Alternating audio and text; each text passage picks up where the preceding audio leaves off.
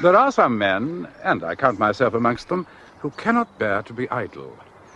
I could, of course, reveal to the nation that the Prime Minister and his brother are both implicated in an outrageous piece of insider dealing. But I think we'll let that one mature a little first, don't you? On the other hand, we need to keep Charles and Henry Collingridge in the public eye, if possible. And the press are grateful for anything in the silly season. Now, the Prime Minister usually takes the precaution of packing his embarrassment of a brother somewhere well out of sight until the end of September. Some rural French slum in the Poitou-Charentes this year, I gather, where Charlie could get peacefully blotto while the Prime Minister saves his money and holidays at home, posing as a country gentleman at checkers. So it was most unfortunate when someone tipped off the tabloids about Charles Collingridge's holiday address. Bastards. What the hell has poor old Charlie done to deserve that? Just had the bad luck to be my brother, that's all. Most families have someone like Charlie, someone who can't make it on their own. Yes, right. You're right. If I stick by Charlie, people will respect me all the more for it. I'd like to think you did it for him, not just for the opinion polls, Hal. Well, of course. Duty and self-interest happily coinciding.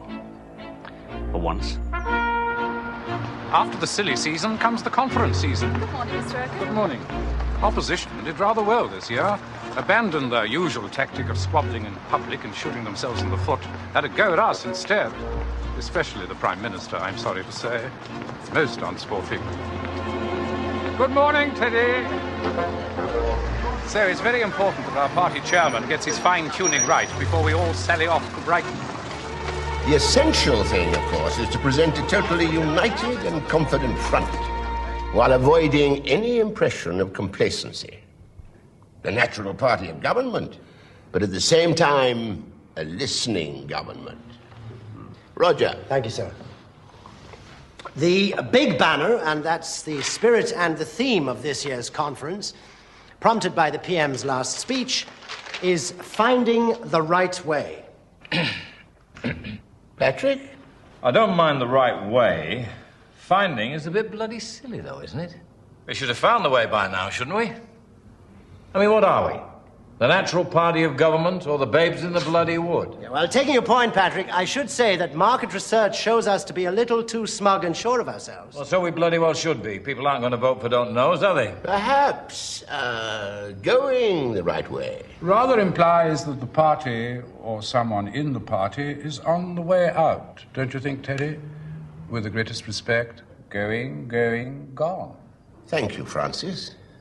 A good point.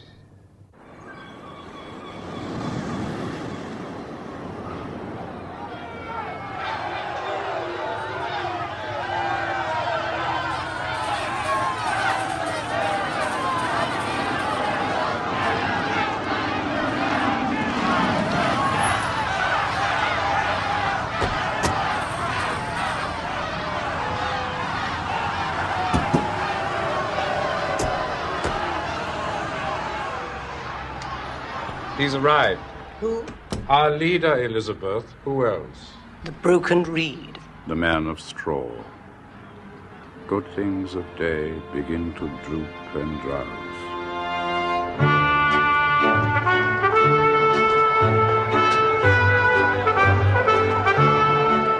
A party conference can be many things.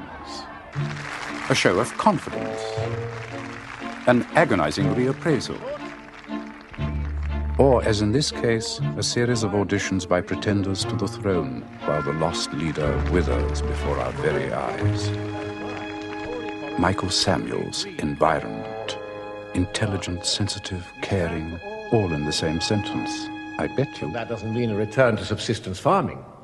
What it does mean is sensitive exploitation of natural resources, intelligent self-interest to motivate long-term gains in a caring capitalist concept.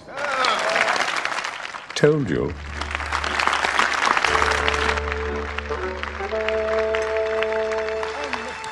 Peter Mackenzie, Health. The pressure on the state system. enabling our professionals to do a better job for those unable to fend for themselves financially, so that now we can say with real confidence, "Carry on, nurse."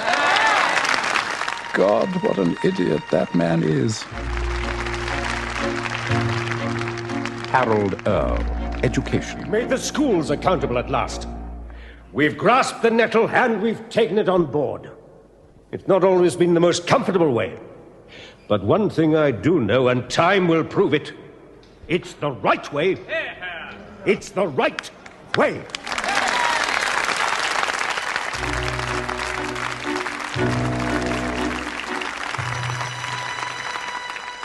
And Patrick Woolton, Foreign Secretary. No one's more admiring and enthusiastic than I am about the amazing strides taken by our friends in Eastern Europe. But hold on, I mean, sorry, Tovarich. If I'm going into the conference chamber to have big hugs with Russian bears, I'd rather not leave my 6 guns at the door if it's all the same with you.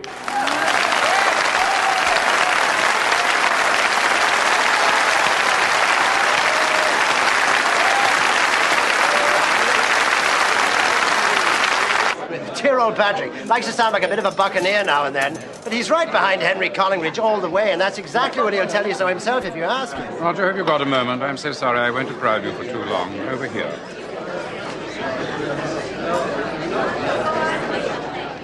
Glad to be rescued. Like being in a loose mall with a French pack, so it was. Oh, don't get me wrong, Francis. Loving every minute of it, the old cotton thrust. What's your impression? How's it coming across? Well, you can see for yourself. Looks lovely on the telly, but the lobby press aren't buying it. They saw Patrick Woolton having a go this afternoon.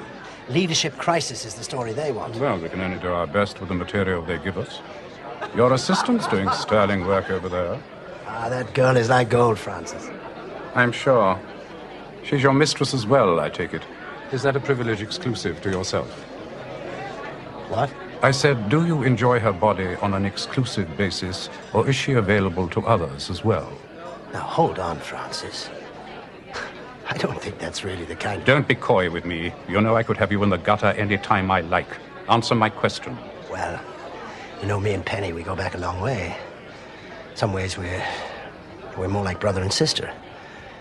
We allow each other a little time off now and then for good behavior, if you follow me. Now listen, Francis, it's not simple. She's not a... You can't just... I'm sure she'd be very flattered to think... If you could, like, ask her really nicely, I'm sure you'd give her a chance. Did you really think I wanted her? Oops. Sorry, my mistake. Didn't you lend her to Patrick Woolton a little while ago? That was research. He wanted a bright girl for a bit of research in a hurry. Bright girls for research. Where would the house be without them? I think he may want to borrow her again. More urgent research needs. Would she be available, do you think? It's not impossible. I'll broach it gently. Leave it to me, Francis. And I have another little task for you. Just a small delivery job.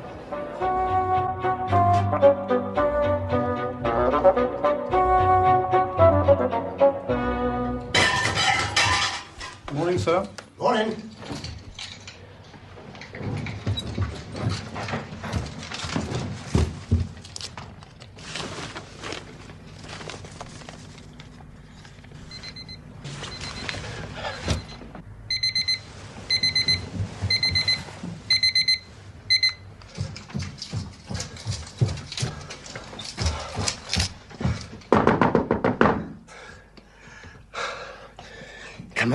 Come on, Sleeping Beauty.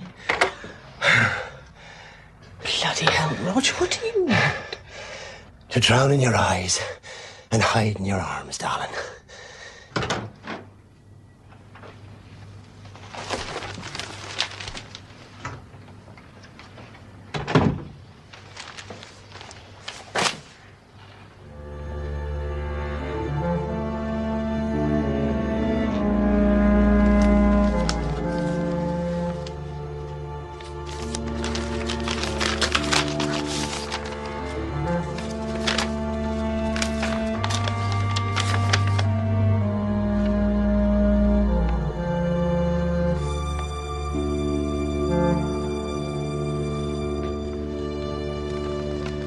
I've only just set eyes on the bloody thing because Pennington here has only now worked up the courage to show me.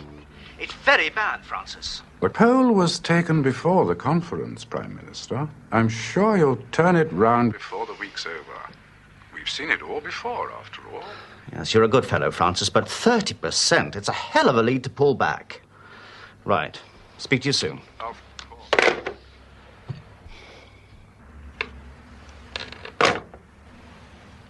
Do you know, Elizabeth, I believe our leader is starting to worry. There's a major story breaking, and I think Greville would want to know about it now. All right. Who's dead? Henry Collingridge. Well, not literally. Grev, I've got hold of the secret poll. You know, the Tories own one. It's sensational. They're 30% behind, and Collingridge is about as popular as Captain Hook. And who decided to make you a present of this secret Tory poll? I don't know. It was left outside my door. All right, I know it sounds weird, but it's the genuine article, I'm convinced. You've been set up, you silly cow.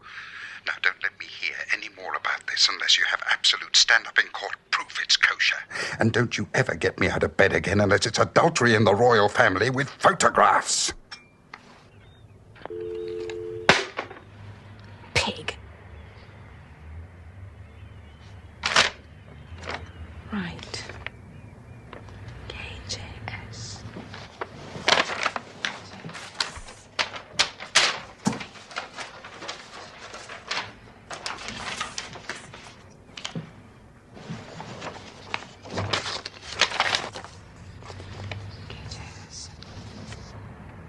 Kevin Spence, Central Office Research.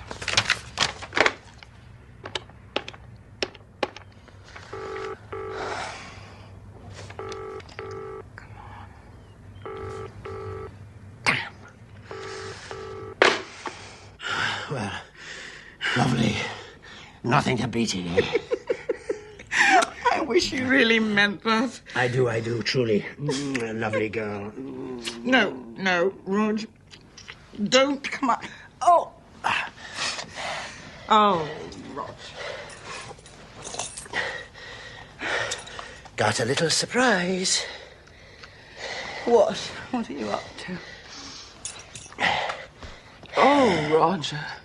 You're not taking cocaine at 8 in the morning at the Conservative Party conference. Don't you think I have fantastic style? I think you're balmy. Nonsense. This is brilliant stuff. Know where I got it?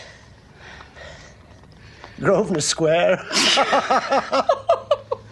This stuff is usually only available to the CIA. Yum, yum. What are you trying to do? Kill yourself or what? Rubbish, not a bit of it. It's just been a bit of a tense week, that's all. I could kick this stuff any time I liked. I tell you what. Get this week over. We'll go to a health farm for 10 days. No drugs. No drink. And shag ourselves silly. How about that, eh? That would be lovely. If only you really meant it. I do. You'll see. Listen, pen. Now what? It's a bit delicate, this. Remember when you had that bit of a thing with Pat Bolton? I'd hardly forget that, would I? What a character. You liked him, though, didn't you? What a maniac. Yeah, he was all right, Pat. Really good fun. Yeah, well, it seems he's still carrying a bit of a torch for you. Torch? Is that what he calls it now? He was wondering if you might have dinner with him. He's a bit shy about asking himself. Shy? Him? He once put his hand in my knickers when we sat at a table in Langan's. Yeah, well, I said I'd pass it on.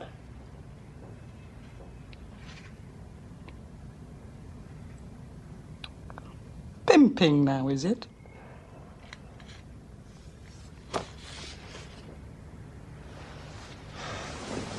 Jesus Christ, Roger! Don't you care about me at all? Don't you care what I do? Ah, Pen. Pen, of course I do. I didn't think you'd be upset. I thought you liked him. That's not the point. The point is I went with him before because I wanted to, not because you'd promised someone a favour. Ah, listen, Pen, it's not like that at all. I wish I didn't have to ask you. I wish I could be everything to you, but I can't. You know, I'd never ask you to do a thing like this unless my arse was on the line. And it is. It truly is. I don't know what I'm going to do, and that's the truth. You do believe me, don't you? Yes, I do believe you. It's that stuff, isn't it? Partly.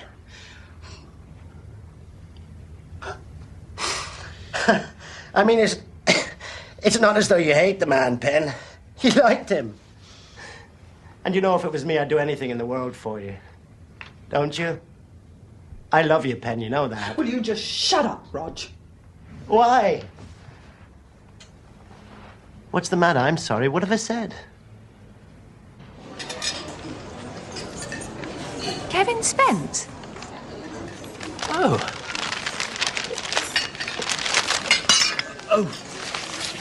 Never mind. Here, have mine. I hate this stuff. Matty Storr in the Chronicle. Yes, It's all right. You don't have to pretend you recognize my name. Well, I do, actually. Well, good. I just wanted to check a couple of facts with you. Are you sure you want me? I'm in research, not the press office. I did say facts, Kevin. Yes. Oh. Is this a genuine report from your department? Not a fake? Where did you get this? KJS, that's you, isn't it? Look, please. I can't possibly discuss this. If someone knew I'd leaked those figures, even confirmed they were genuine, please don't drag me into this. I promise you I won't. It's all right, Kevin. I don't give away my sources. It is a genuine report, isn't it? What's the circulation? Very limited, I take it. Just cabinet ministers and 5 senior people at Smith Square. The deputy chairman and 4 senior directors. Please don't ask me anything else. No, I won't. You've been very helpful. Stay in touch. I'd rather not.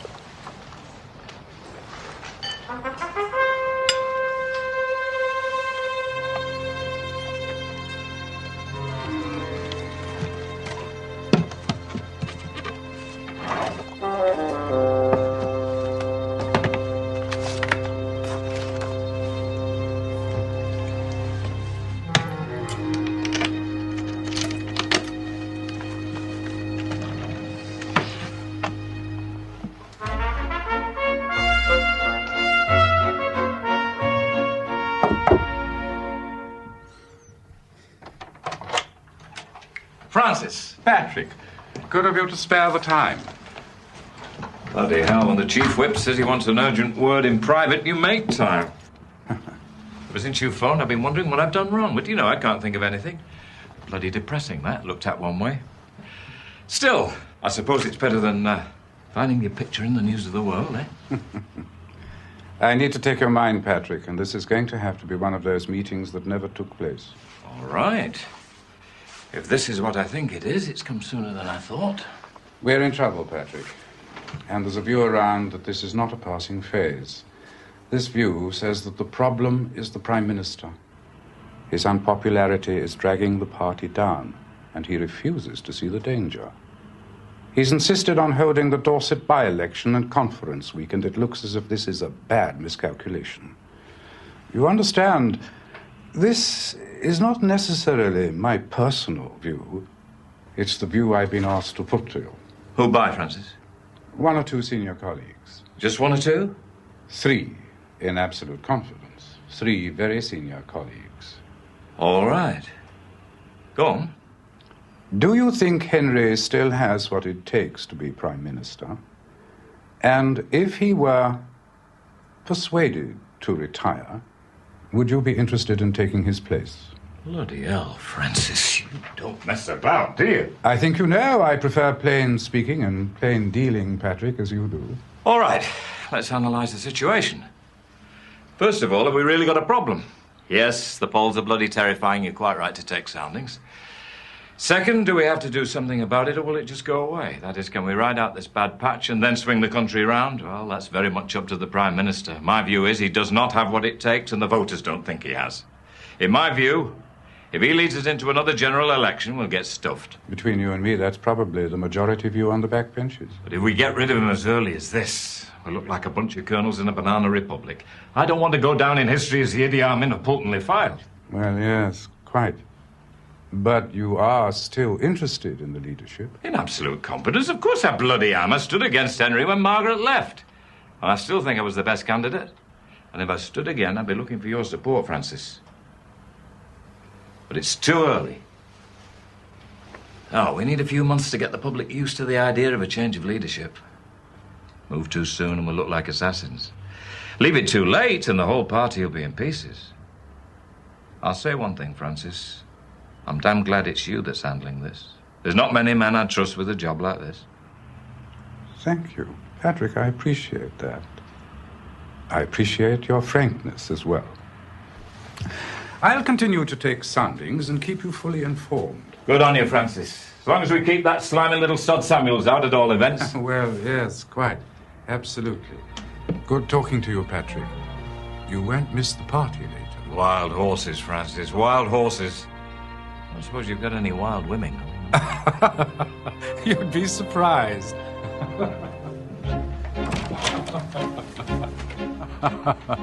The man's a lout, of course. A lout, a lecher, an anti-Semite, a racist, and a bully. He is, however, more intelligent than he seems, and he is, we mustn't forget, Her Majesty's Secretary of State for Foreign Affairs. We mustn't make the mistake of underestimating Patrick Woolton. Do call my secretary any time if you want to follow any of this up. Thank you, I will. Well, bye for now, then. Miss Storin, Mattie. Oh, hello. You've been neglecting me. You mean I haven't been pestering you? I feel slighted. Was Michael Samuels illuminating? Oddly enough, not really as illuminating as you. I'm astounded to hear it. No, I don't think you are. So, how are things going? Are we having a good conference? Apart from your neglect of me, very good indeed. That's not my information. My information is you're in deep trouble. Really? Not you personally, of course. That's a relief. I was wondering if you and I could have a chat. Where are you, Mattie? I've been getting the impression that this whole conference is in code. That it's all about something else entirely. I don't feel as if I've had a real conversation with a real person since I've been here. And you think I'll decode the conference for you? Rather a tall order, Mattie. Well, I'd settle for just a chat. At least you're a real person. You are a real person, aren't you? Oh, yes. I'm a real person. So? I'd like very much to spend some time with you, Mattie, as I think you know. But this evening, unfortunately, I'm otherwise engaged. I'm having a little drinks thing. Some of my guests are rather shy of journalists. They don't like people to see what they're like when they're relaxing. Really? And who would that be? Mattie, you can't expect me to tell you that. Well, who's coming then? Tell me just one guest. Your proprietor, for one, Mattie. Benjamin Landless? Is he in Brighton? Oh, we get all the riffraff here. You'd be surprised. Mattie Storin. Telephone call from Mattie Storin. Don't you think you'd better get that? Oh, right. Well, see you later in the week, perhaps. I hope so, Mattie.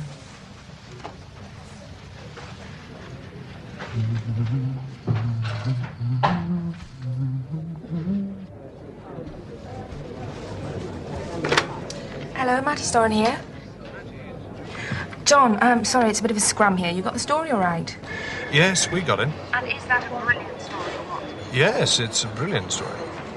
And? And we're not running it. What? Let me speak to Preston. He's in a meeting, Mattie. He knows all about it. He won't run the story because he still thinks you've been set up. I've checked that survey. It's genuine. Can he speak to your souls? Can I speak to your souls? Don't be stupid, John. Of course you can't. Let me speak to Preston. He's in a meeting, Mattie. And look, it wouldn't do any good. We've backed the government all the way, and we have to stick with them now. It's not just you that's being left on. Greville's been fixed, hasn't he? He's there with you, isn't he? Ask him who got at him. Ask him who doctored him. It was Benjamin Landless, wasn't it? Wasn't it? Hold on a moment, Matty. I have a call on the other line. Hold on for what? There's nothing to talk about, is there?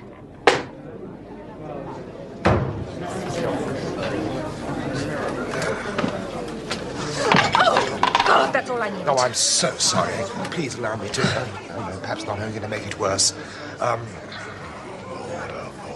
in trouble again. It's all right. Most of it missed. Are you sure? It was only vodka. Very pure. My mother-in-law cleaned silver with vodka, you know. May I, buy you a drink, Miss... Matty Storin. No, let my editor buy you one, Mr. Collingridge. 2 large vodkas and tonics, please. Ice and lemon. You know who I am, then? Amazing. Amazing. I am a journalist, Mr. Collingridge. Oh, call me Charlie. Everyone else does. So, what are you doing in this den of thieves? No, not all thieves. Still a few good blokes about. Like your brother. Exactly. Salt of the earth. That's nice. I'd heard he rather sort of disowned you. No, he lets people think that. Best brother in the world, Hal. Looks after me, you know what I mean? Likes to do good by stealth. Enough said. End of story. Cheers. Very good health. Cheers. Lord, you are a pretty girl. Oh, no offense. I've got a daughter your age, you know. Lovely girl. Lovely face. Never see her. Own fault. Water under the thingy. Do miss her, though. No, absolutely not. Get the hell out of here. Did I make myself clear? Lord, I can't stand that man. Don't come back till tomorrow morning. Large whiskey. And be quick about it, my friend. I gotta go to this goddamn champagne reception. I need something to line my gut with. Charlie, how are you? Evening, Ben. Yeah, one for him, too, I suppose. And you, young lady? What are you staring at? Is my zipper undone or what? Am I supposed to know you or something? No, we haven't met, but I am one of your employees, Mr. Landless. I might have guessed. Half the hacks in Brighton are getting wrecked at my expense tonight. And as a matter of fact, you've just been influential in getting one of my stories spiked. Is that so? What was it? That one about Nick Germana Willy Warmer for Christmas? Is that it? No, it was that one about the Tories going 30 points behind. Ah. You're, Minnie, what's her name? Matty Storin. Yes. Damn good story. Wrong damn paper. What do you think we are, the New Statesman? Cheers! Ah, thanks, young man. Keep the change, have one yourself. It's chaps like that drive chaps to drink. Could you cope with another little one, my dear? Yes. Why not? Evening, my dear. Jolly good do. Well, thank you. Not here yet. No, I looked the bugger straight between the eyes. I said, any more of that, my boy, and you're for Northern Ireland. Dare say that called his bluff. Wasn't seen on his feet again till 1987. He's not here yet. I know why Peter Mackenzie stays so slim. His wife's the genius for the walk. Is that so? I used to think the wok solved everything, but now I know otherwise. My dear, you really must allow me to give you my recipe for brill. Brill is a fish. Yes, I did. Mr. O'Neill, and how are you? Never better, Mrs. Urquhart. Good. We've put the boys down for Wellington. Should be all right. What do you think? I don't know. Bit dear, isn't it? Is it worth it? Miss Guy. Elizabeth Urquhart. Really? You wrote the PM speeches? If they chucked me out, it'd be like a lobotomy for Hal. That's entirely confidential, you understand.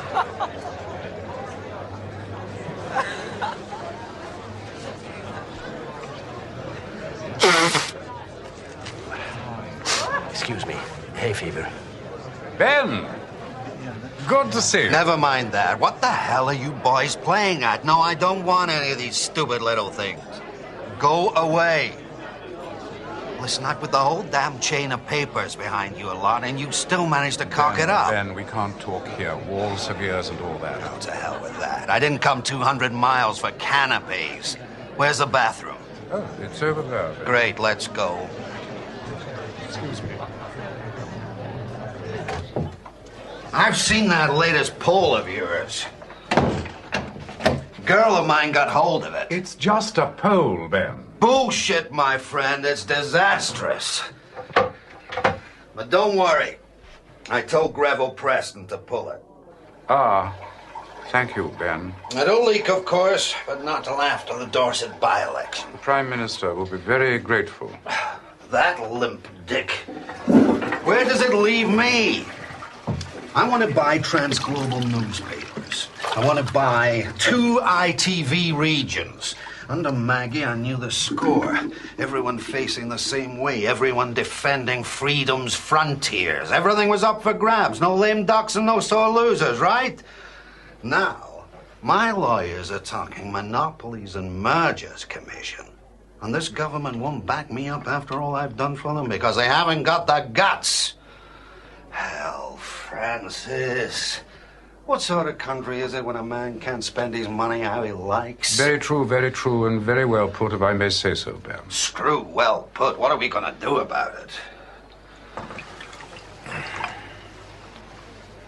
Dump Collingridge. Holy shit! You really mean that, don't you? This crisis of confidence isn't about policy, it's about leadership. I'm very fond of Henry Collingridge, and I respect him in many ways. But this country needs a strong, right-wing leader with the courage to defend freedom. And increase it. Exactly. That's the way the whole of Europe's going. This used to be a country fit for heroes, Ben. Explorers, soldiers, merchant adventurers. We want a leader who's prepared to let his dogs off the leash. Give us a little room to run, huh? Quite. We want a leader who's prepared to put himself about a bit.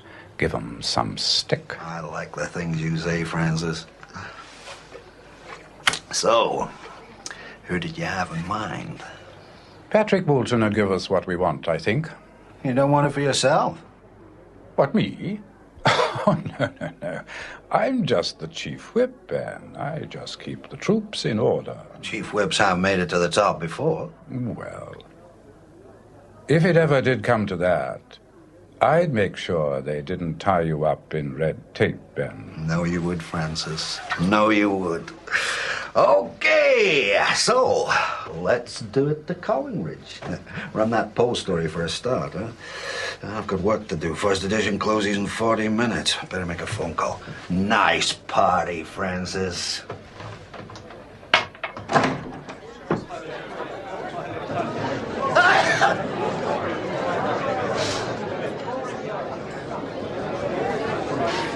Oh, that's enough about me.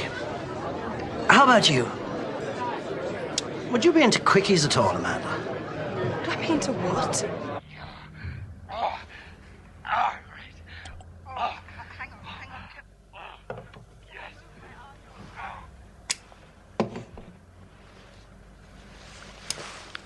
So, the party's over. It's a quiet night. Our fortunes prosper well. The Foreign Secretary finds succor from the harsh affairs of state in the soft fragrance of a daughter of the game. One for the archives, if he did but know it. And all the while, landless his armies are laboring for me through the darkness towards dawn. Telling the story, a leader out of touch, a man of straw, clutching at straws, his future closing in front of him like a fist. Who would be a leader in this wicked world? Sorry about this, Prime Minister. We thought you'd better see it as soon as possible. Oh, Graham, not at breakfast, surely. Hal was up till 4 working on his speech. So were we, Mrs. Collingridge. I'm awfully sorry, but it is very serious. If you read the paragraph I've marked, Prime Minister, it's not just a leak. It's a personal attack.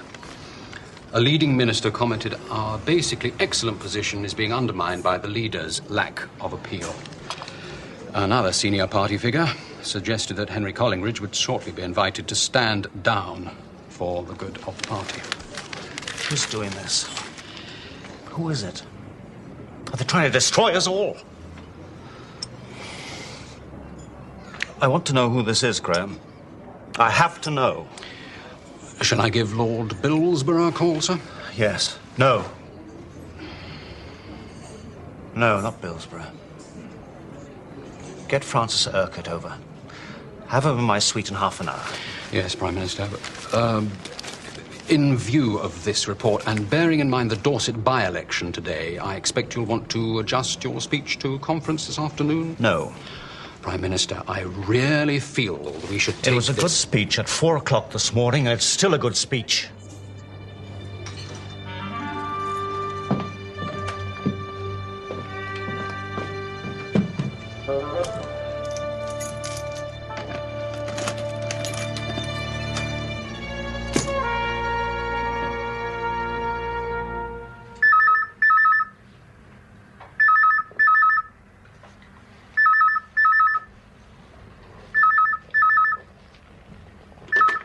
Urquhart. Pat here. Pat Walton. Patrick, what can I do for you? You left your case behind when you came to see me yesterday and took one of mine. At least I hope you did. Could you check? Hold on, Patrick.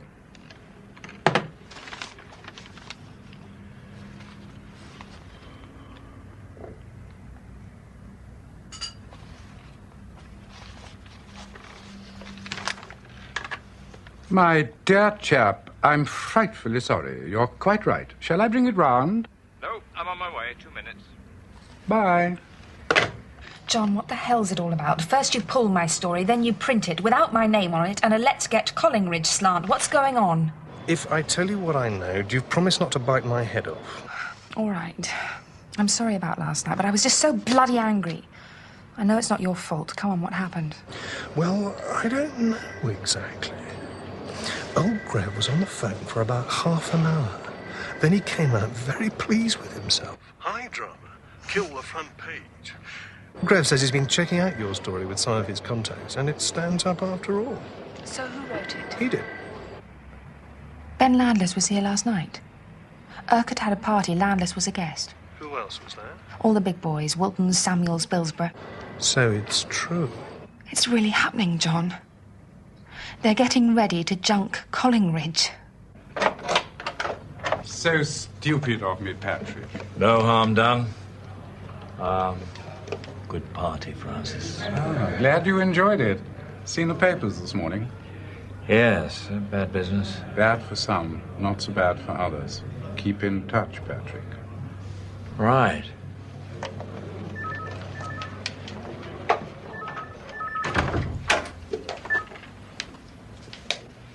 Yes, of course. Francis, the Prime Minister would like to see you.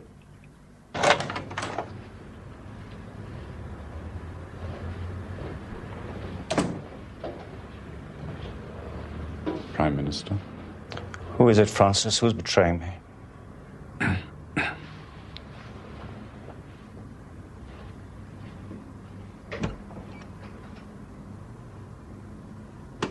Who? It's Teddy Billsborough.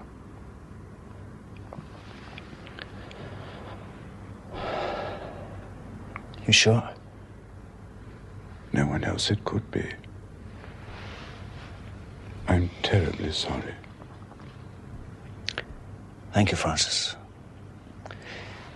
You're a good man.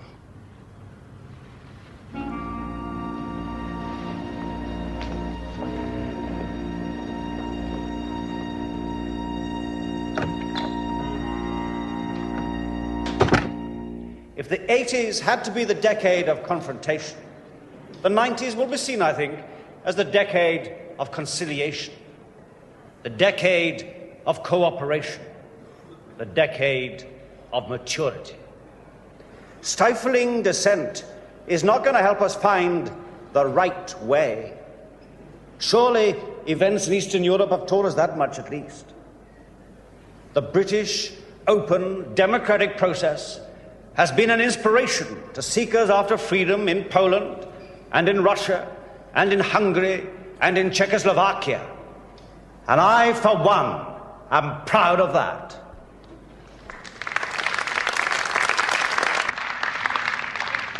It is only through frank and open exchange of views that good government is possible. Frank and open exchange of views in an atmosphere of trust. Pale-faced and clearly agitated, in his keynote address to conference this afternoon, the Prime Minister gave what most observers agree was a lackluster performance.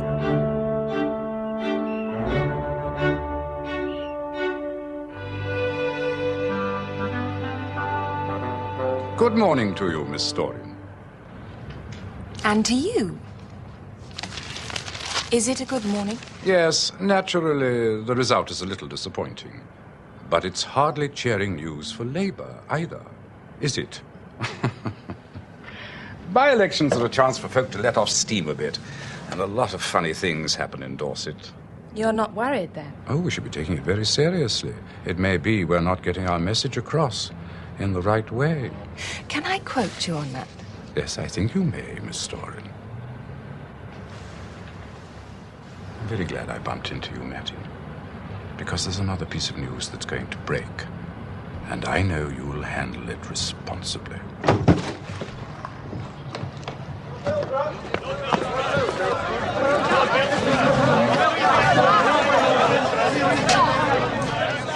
No comment.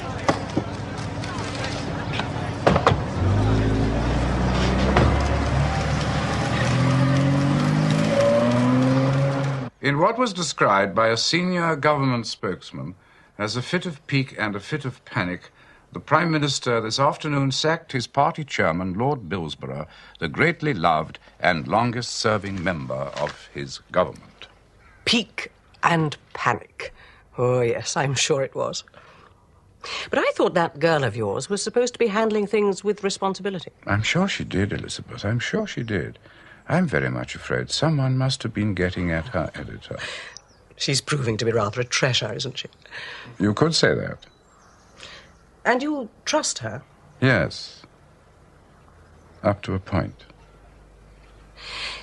If you wanted to be quite certain of her loyalty, perhaps one night when you're in town and I'm here in the country, well, I should quite understand, Francis. I leave that up to you entirely.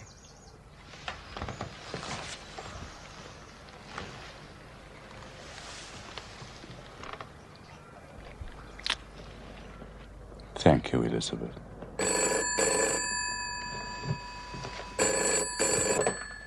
Urquhart.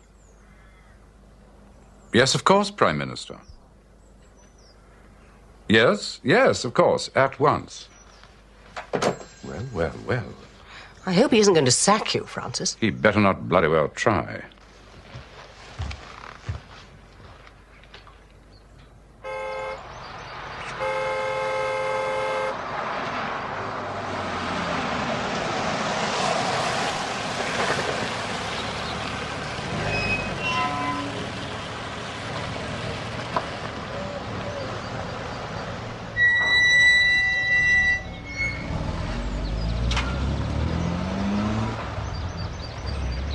The Observer rang Pennington in the press office today about a story they say they're going to run tomorrow. What story? I still can't believe it. They say my brother Charlie has been buying shares in companies just before they benefit from government decisions and making a killing on them. I mean, you know Charlie, Francis. He has no wit to do a thing like that. Charlie? Of course he hasn't. And, well, he has his weaknesses, Hal. I know you won't mind my saying that, but he'd never do anything criminal. Thank you, Francis. God, it's such a relief to talk to someone with a bit of... Francis, you do believe that I know nothing whatever about this? Absolutely, Hal. Without the slightest reservation. You're a good man. Well, they say they've got documentary evidence. Bank statements, brokers' receipts. But nothing that connects it directly with you. Not as far as I know. But what else would they assume? If he's been getting inside information, who else would give it to him? God, Francis, what am I going to do? You know you're innocent. Go on the offensive. Tell them you'll sue, and go ahead and do it if they print. Set your solicitor onto it today. Where's your brother now? In his flat, as far as I know. Tell him to take the phone off the hook and not answer the door. We'll have to do better than that. When the Observer hits the streets, he'll be under siege. Listen, There's a place we use in Kent for the dipsos and druggies on the back benches, sort of safe house, come clinic, come asylum. I'm sorry, but... I know. I'll get Tim Stamper to fix it. Can someone who knows him be there too? Not you, of course. Anne'll go. He's fond of her. I'd rather it wasn't her. Francis, we're all he has now. Right. She'd better get going straight away. Don't worry about this place, Hal. They're very kind, absolutely discreet. Dr. Christian's a very sound man. It may be a blessing in disguise for Charlie. Francis, you're a tower of strength. I don't know how to thank you. Don't embarrass me, Hal. I'm just doing my job.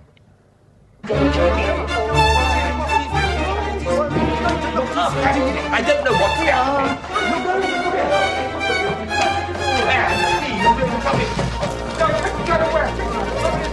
Don't get away, people! Get out! Get out! Come and get out! Get out! Get out! Where they take you, Charlie?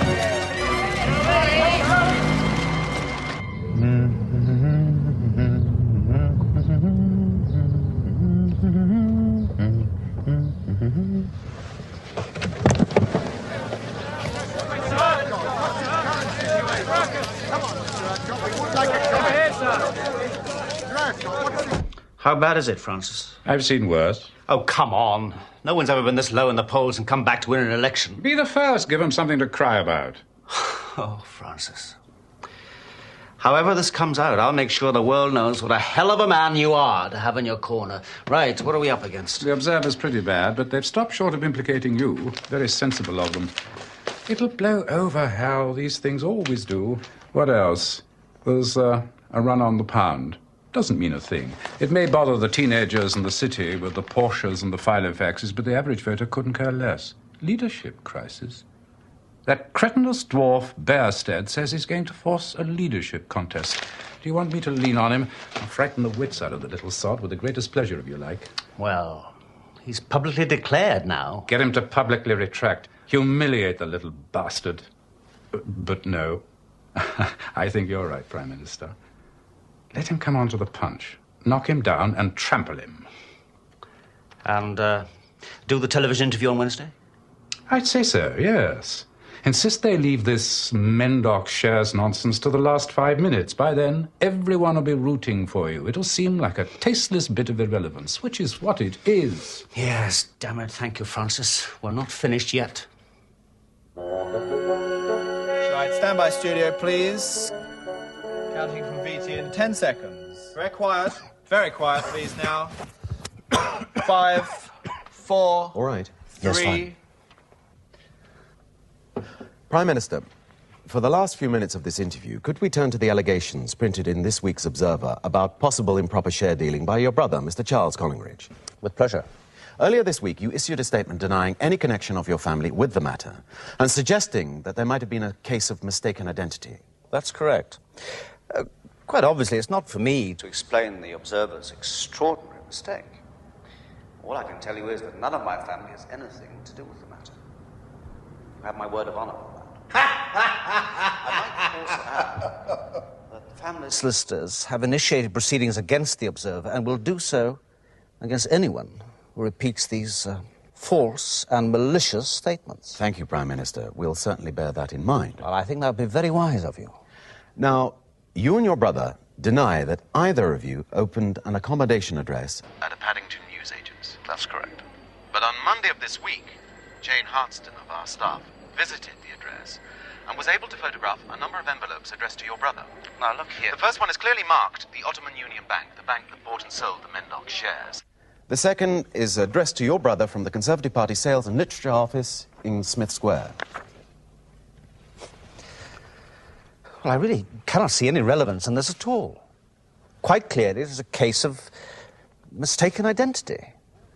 And I do have to warn you... Prime Minister, like you, we thought that Charles Collingridge might well be a common name. That there might be some other Charles Collingridge who was able to take improper advantage of secret government decisions. But oddly enough, there is only one Charles Collingridge listed in the London telephone directory. Your brother. Prime Minister, we've almost come to the end of the program. Is there anything else that you would like to say?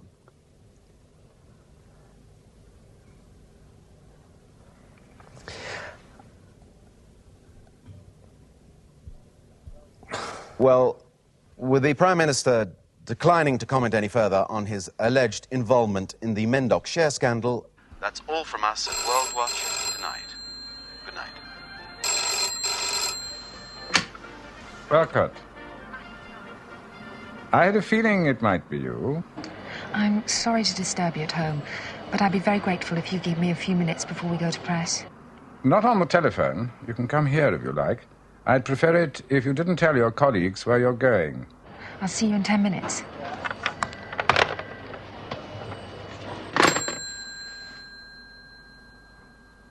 He can't survive this, can he? I shall be spending the next few days rallying all the support for the Prime Minister that I can get. Off the record, Mattie, it's not going to be easy. Do you think he tipped his brother off about those shares? I find it impossible to believe that Henry Collingridge could do a thing like that. I've always considered him a totally honourable man. But? But, Mattie? Not quite up to his job. Mattie, you might very well think that. You know I couldn't possibly comment. I really like talking to you. Of course you do. You love trying to tempt me into indiscretion. I know, but it's more than that. With Samuels on air, like at the party line, you talk to me like another intelligent human being. I like talking to you. I'm interested in you. You find that strange? I find it very flattering. Because I happen to think you're by far the ablest man in this government. Oh, no, no, no. You're too kind, Mattie. I think you underestimate yourself, and that's a shame. Underestimate myself? In what way? You underestimate your ability and your capacity for power, I think. And I think you underestimate your personal attractiveness. Now, that is absurd, Mattie. You can't expect me to fall for that. I'm old enough to be your father. Perhaps that's something to do with it.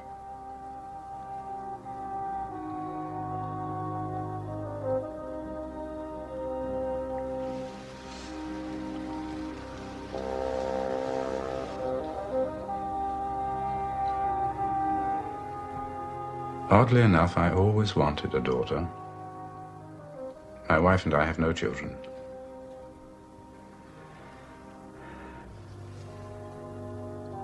What a very unusual interview this has turned out to be. Perhaps we should... No, I must just say this. You mustn't underestimate your abilities. Really. You know you could go much further than you have done, don't you? You think so? If you put your mind to it, I think you could achieve anything you wanted. You might think that, Mattie. I'm afraid I couldn't possibly comment.